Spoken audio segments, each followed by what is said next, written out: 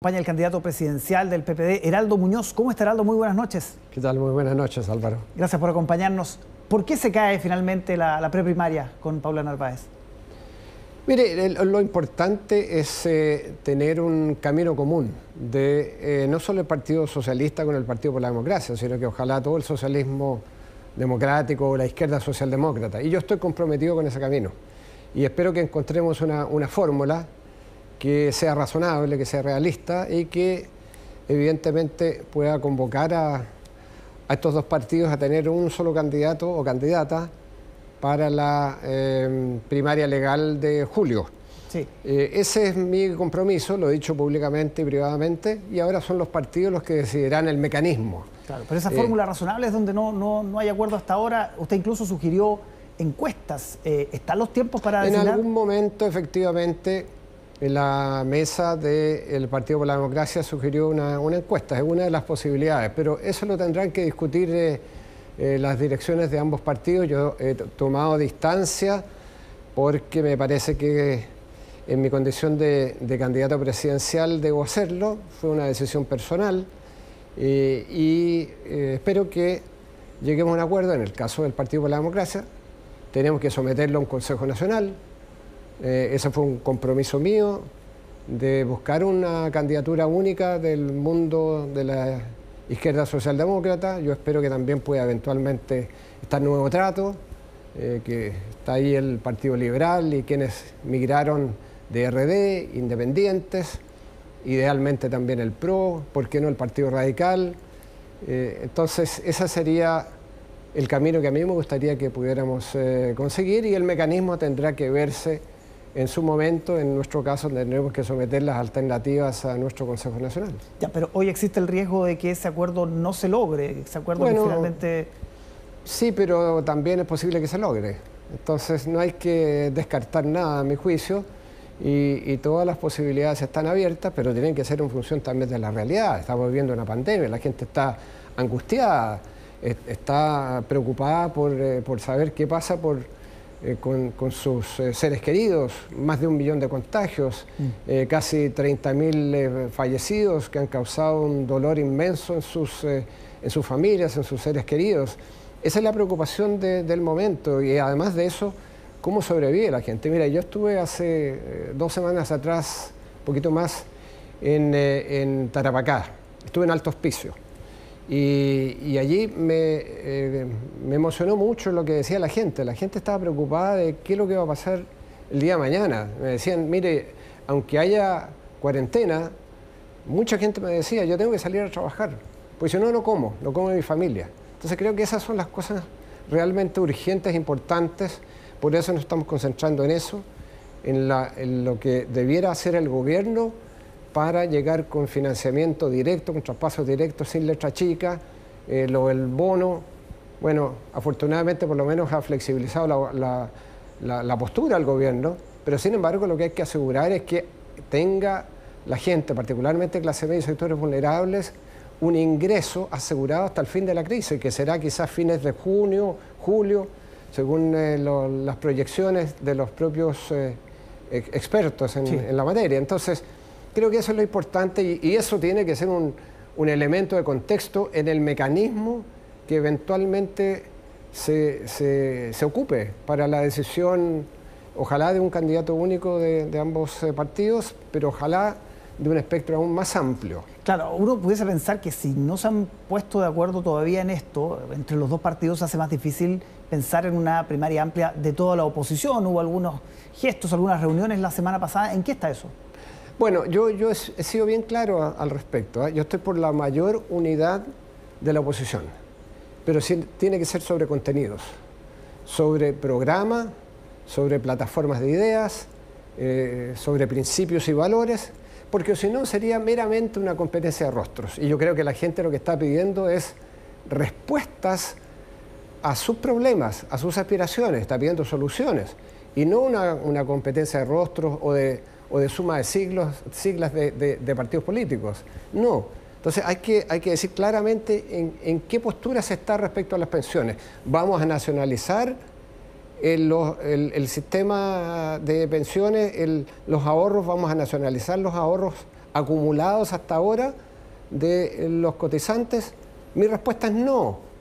Y creo que el resto de los partidos que concurren entonces eventualmente a un acuerdo unitario tendrán que pronunciarse respecto a temas como ese. ¿Se va a reponer la pena de muerte? Claro, ante algunos homicidios brutales, horribles que hemos visto. No, por lo menos mi posición.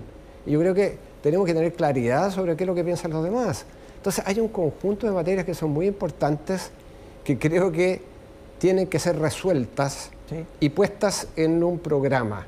Si hay programa y contenidos y estamos de acuerdo, seguiremos adelante. Si no, yo no estoy disponible para meramente una suma de siglas y de rostros. Y un cheque en blanco. Porque, claro, eso francamente la gente está esperando otra cosa. ¿Un acuerdo para segunda vuelta, por ejemplo, es más factible con el grupo grande de candidatos? Un acuerdo para segunda vuelta es más factible, pero tiene que ser sobre la base de principios de programa, de modo que el mismo estándar se aplica ya sea para una vuelta o para segunda vuelta. O sea, sin programa, sin contenidos, creo que sería un intento vacío de buscar una unidad que tiene que ser sobre bases sólidas. ¿Y usted ve en estos acuerdos, en estas tratativas, a Pamela Giles, que sí participó la semana pasada? Bueno, mire, aquí todos los que concurrieron tienen un compromiso, y el compromiso es elaborar una síntesis programática que hoy día se ve muy lejana. Ahora, también hay que respetar a quienes concurren.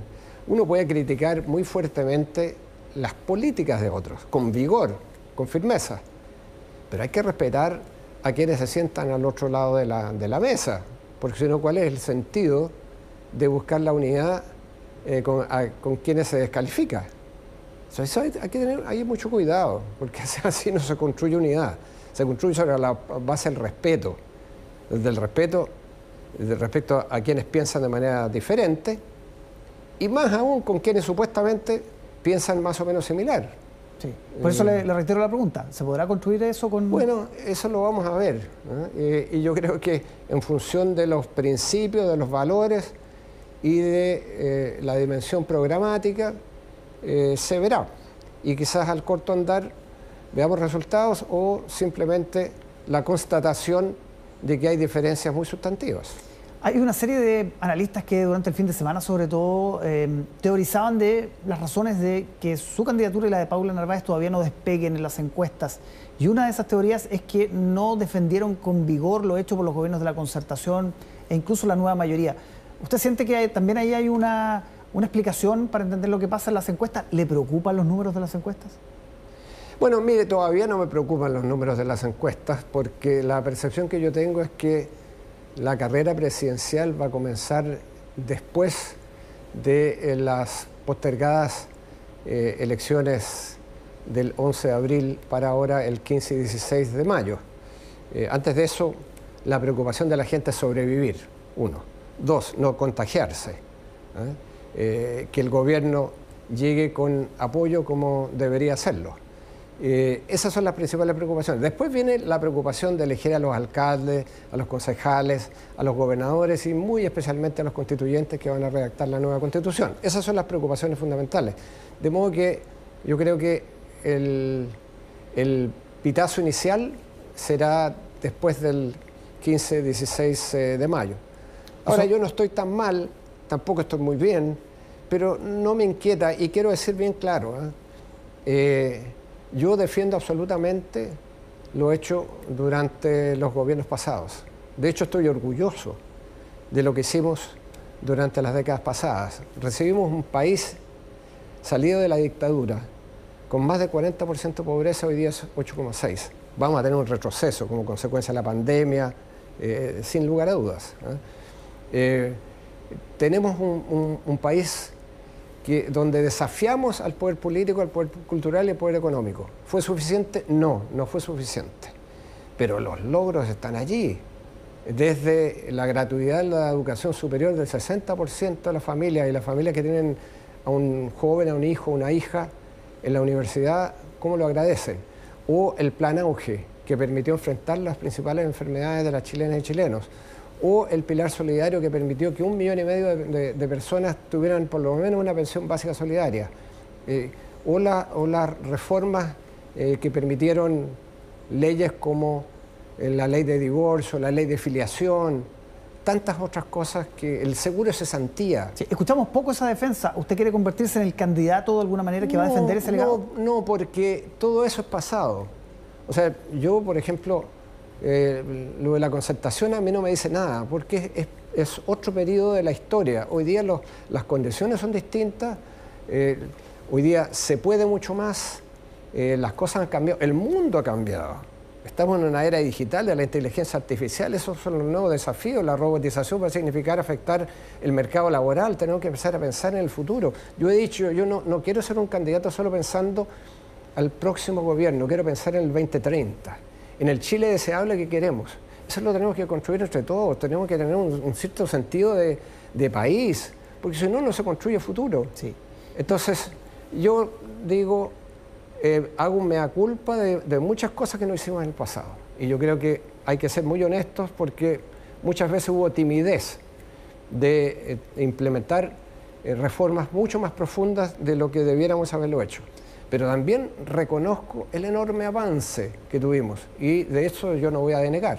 Y en ese sentido, usted invitó a empresarios, ¿no? Hace una suerte de acuerdo para los próximos 5, incluso 10 años.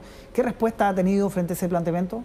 Positiva. He mandado una carta a los empresarios y empresarias del país para lograr un entendimiento, un nuevo sentido común del país que queremos, el país más justo, el país más digno, un país que respete la naturaleza, nuestro medio ambiente, que haga un cambio hacia un desarrollo sustentable. Chile, fíjese, Álvaro, es un país que está en el número 8 de los países que más han sufrido pérdidas de PIB, pérdidas de su ingreso como consecuencia de los desastres climáticos. Por lo tanto, tenemos que construir resiliencia en materia medioambiental.